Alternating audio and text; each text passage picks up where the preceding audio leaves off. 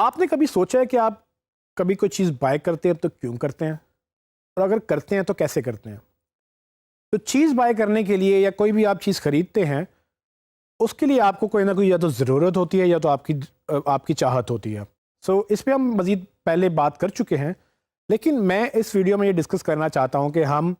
किस तरह से बिज़नेस में यूज़र्स के बाइंग बिहेवियर को अंडरस्टैंड कर सकते हैं और किस तरह से एक यूज़र एक चीज़ को पसंद करता है, उसको बाय करता है, उसके बाद उसके साथ कैसे इंटरेक्ट करता है। और फिर हम ये भी बात करेंगे कि इस पूरे सिनेरियो के अंदर, इस पूरे प्रोसेस के अंदर हमारी एसईओ कहाँ पर रोल प्ले करेगी, चूँकि अब डिजिटल का वक्त है और लोग जो ऑनलाइन शॉपिंग करते हैं वो ऑनलाइन सर्च भी करते हैं, और ये जो प्रोसेस है जो आम तौर पे एक टिपिकल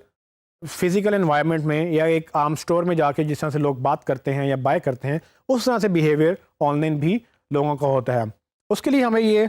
लॉयल्टी लूप समझना बहुत ज़रूरी है।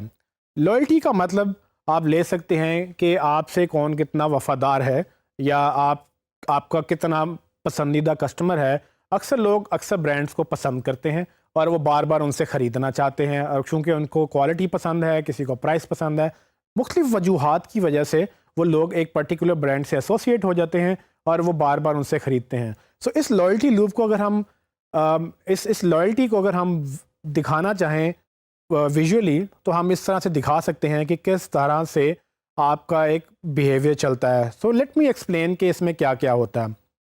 फॉर एग्जांपल, आप एक ब्रांड को नहीं जानते या आपने एक ऐसी कोई चीज़ लेनी है जो आप फर्स्ट टाइम लेना चाह रहे हैं, तो आप सबसे पहला स्टेज नंबर 1 क्या होगी कि आप सबसे पहले कंसिडर करते हैं कि आपको एक ज़रूरत पेश आई है। अब आप एक्टिवली इवेल्युएट करेंगे कि आपको वो चीज़ चाहिए तो वो कहाँ से मिलेगी। आमतौर पे आप बाज़ार जाएंगे, आप मार्केट जाएंगे, आप दोस्तों से पूछेंगे, आप फैमिली में पूछेंगे कि ये कहाँ से मिलेगी या कैसे मिलेगी या कौन सी अच्छी है या कहाँ से अच्छी है। ये सारी चीज़ें आप सवाल जब पूछते हैं तो इसको एक्टिव इवेल्युएशन कहते हैं। डिजिटल में ये एक्टिव इवेल्युएशन कैसे होती है? डिजिटल में आप गूगल पे जाके रिसर्च करते हैं, आप एक सवाल लिखेंगे, आप उसका जवाब ढूंढेंगे, फिर आप उससे मज़ीद सवाल लिखेंगे, उनके जवाब ढूंढेंगे। करते करते आप एक ऐसे पॉइंट पे आएंगे जब आपको ये समझ आ जाएगी कि जो आपको चाहिए वो कहाँ से मिलेगा, कितने का मिलेगा, कौन कौन कैसे कैसे उसको बेच रहा है और आपको वो कैसे चाहिए। ये वेरी कर सकता है कि किस प्रोडक्ट में की बात हो रही है, लेकिन जनरली ये एक्टिव इवैल्यूएशन आपके लिए बड़ी इंपॉर्टेंट होती है अगर आप एक बिज़नेस हैं, क्योंकि इस एक्टिव इवैल्यूएशन में यूज़र ने डिसाइड करना है कि उसने कहाँ से वो चीज़ लेनी है। हमारा ये गोल है कि हम एसईओ में देखें कि ये कैसे होता है। सो अगर ये एक्टिव इवैल्यूएशन प्रोसेस के बाद एक वो लम्हा आता है जहाँ पर आपके क्लाइंट को ये लगता है कि मुझे यहाँ पर ये बाय करनी है, वो उसको मोमेंट ऑफ परचेज़ कहते हैं। वो लम्हा जब आपके दिमाग में ये चीज़ डिसाइड हो जाती है कि हाँ मुझे ये लेना है, क्योंकि इससे पहले आप सोच रहे होते हैं, लेकिन वो एक लम्हे में आप फिर डिसाइड करते हैं कि अब लेना है, तो फिर उसके बाद आप पेमेंट की बात करते हैं या आप उसको बाय करने की शॉपिंग कार्ट में डालते हैं। डिफरेंट एक्सपीरियंसेस हैं डिपेंडिंग ऑन कि आप कहाँ पर खड़े हैं या कहाँ से जाके बाइंग कर रहे हैं। जब आप उसको चीज़ को ख़रीद लेते हैं और उसको इस्तेमाल करना शुरू करते हैं, उसके बाद एक और प्रोसेस चलता है जिसको पोस्ट परचेज बिहेवियर बोलते हैं। ये पोस्ट परचेज बिहेवियर क्या होता है? बेसिकली हर ब्रांड जब आपको चीज़ सेल करता है उसके साथ आपको या तो वारंटी देता है या तो आपको सपोर्ट देता है या आपके और भी तरीके होते हैं कि आप उनसे बात कर सकते हैं। फॉर एग्ज़ाम्पल, अगर आपको एक चीज़ अच्छी नहीं लगी या आपकी वो चीज़ उसमें नुक्स था या उसको वो काम नहीं कर रही जैसे उसको करना था, आप जाते हैं, जाके उनसे बात करते हैं और उनसे बात करने के बाद आपको ये पता चलता है कि या तो वो आपकी बात सुन रहे हैं या तो आपकी बात नहीं सुन रहे हैं। इसको पोस्ट परचेज बिहेवियर कहते हैं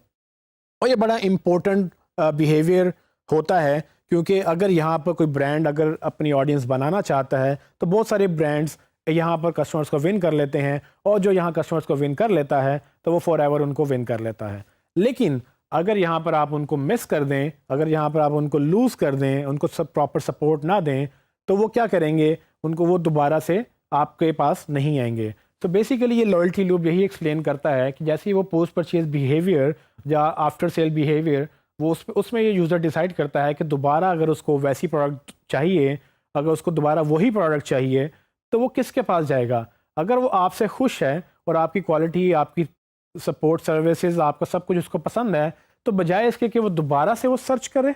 वो आपके पास ही दोबारा आएगा और ये लूप क्रिएट हो जाएगा। ये लूप यानी कि जो चक्कर है, इसमें यूज़र दोबारा से नहीं ढूंढेगा कि हाँ मुझे अब जूते चाहिए, तो मैं हर बार एक नई कंपनी ढूंढूं, उनको एवेल्यूएट करूं, उनको टेस्ट करूं और फिर डिसाइड करूं कि हाँ इनके जूते अच्छे हैं या नहीं हैं। अगर उनको एक ब्रांड के जूते पसंद आ गए हैं तो दोबारा जब उनको जूते चाहिए होंगे वो सीधा उसी ब्रांड के पास जाएंगे, उसको बाय करेंगे और उसके बाय करके यूज़ करेंगे। और इसी तरह से ये हर बिज़नेस के लिए वैलिड है कि वो ये लूप को अंडरस्टैंड करे। हमने ये अंडरस्टैंड करना है कि एसईओ या डिजिटल मार्केटिंग में ये लूप कैसे इफ़ेक्टिव है, या इस लूप में हम कैसे अपनी इनपुट डाल सकते हैं। सो डिजिटल मार्केटिंग की बात भी हो सकती है इसमें सिर्फ सर्च की बात भी हो सकती है। सो हमें जो फोकस करना है वो करना है स्टेज नंबर 1 पे। वो स्टेज जब यूज़र एक्टिवली आपके ब्रांड को इवेल्युएट कर रहा है, क्योंकि डिजिटल में इवेल्युएशन का मतलब ये है कि वो आपको सर्च कर रहा है। वो क्या सर्च कर रहा है आपको ये अंडरस्टैंड करना ज़रूरी है कि फॉर एग्जांपल अगर उसको जूते चाहिए तो पहले ये लिख सकता है कि बेस्ट शूज़ इन लाहौर या बेस्ट शूज़ इन पाकिस्तान, के कौन से ऐसे जूते हैं जो बेस्ट हैं पाकिस्तान के अंदर या लाहौर के अंदर या जिस शहर में भी वो रहते हैं उस शहर के अंदर कौन से जूते बेहतरीन हैं। अब अगर आप जूते बेच रहे हैं तो ये कस्टमर आपके लिए रेलिवेंट कस्टमर है और आपको चाहिए कि इस क्वेरी के अगेंस्ट आप रैंक करें, क्योंकि अगर आप उसको हेल्प नहीं करेंगे, इस बात का जवाब नहीं देंगे, जो देगा वो इस सेल को विन कर लेगा। इसी तरह से अगर आप कपड़ों की बात करें या आप खाने की बात करें या आप रेस्टोरेंट की बात करें या किसी भी तरह से और भी बिज़नेस की बात करें, तो लोग ये वो सवाल पूछते हैं जो एक्टिवली वैल्यूएशन में फॉल करते हैं कि किस ब्रांड को डिस्कस करना है। आप इसको हर एग्जांपल में डालते जाएं और अपने साथ उसको देखते जाएं, लेकिन ये एक्टिव वैल्यूएशन का प्रोसेस सर्च के तहत बड़ा इंपॉर्टेंट रोल प्ले करता है, क्योंकि सर्च हम जैसे अंडरस्टैंड कर चुके हैं कि गूगल सबसे बड़ा सर्च इंजन है और गूगल में बार बार ये सर्चेज होती हैं। सो अगर आप गूगल और बिंग ये 2 बड़े सर्च इंजन को लेकर अपनी स्ट्रैटेजी इसके मुताबिक करें और अगर आप ये अंडरस्टैंड कर लें कि यहाँ पर लोग क्या क्या सर्च करते हैं अपनी प्रोडक्ट्स के बारे में, तो आप इन प्रोडक्ट्स के ऊपर या इन क्यूरीज के ऊपर अपना कंटेंट रैंक करवा सकते हैं और वो रैंक करवा कर आप उस एक्टिव वैल्यूएशन का हिस्सा बन सकते हैं। जब आप उस एक्टिव वैल्यूएशन का हिस्सा बन जाएंगे, जब आपकी वेबसाइट पे वो आ जाएंगे, वो फिर डिसाइड करेंगे कि आपके प्रोडक्ट इस काबिल है कि उसको बाय किया जाए या आपके प्रोडक्ट इस काबिल है कि उसको यूटिलाइज करके दोबारा से उसको लोगों तक भी बात की जाए। वो मोमेंट ऑफ परचेज की बात तब होगी जब वो एक्टिव वैल्यूएशन में आप उसको विन करेंगे। सो अगर हमें ये लूप पूरा करना है, हमें ऐसे कस्टमर चाहिए जो बार बार हमसे बाय करें, तो स्टेज नंबर 1 ये है कि हम उनको पहले अट्रैक्ट करें। वो जो पहली स्टेज है एक्टिव वैल्यूएशन में, उसमें सर्च इंजन एक बड़ा रोल प्ले करती है और जिन जिन ब्रांड्स को ये समझ आ गई है वो इसको यूज़ करते हैं और वो इसको यूज़ करते हुए ट्रैफिक इंक्रीज़ करते हैं। ज़्यादा ट्रैफिक का मतलब ज़्यादा कस्टमर का मतलब ज़्यादा सेल्स और बिजनेस की ग्रोथ है।